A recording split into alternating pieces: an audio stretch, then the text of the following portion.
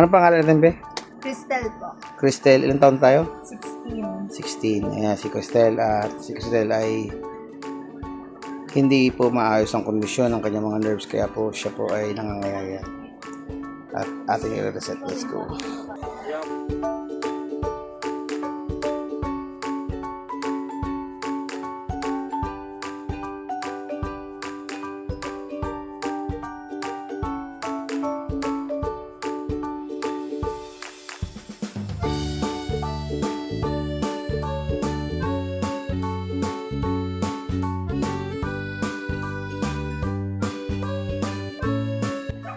Pagpangin ako, pigilan.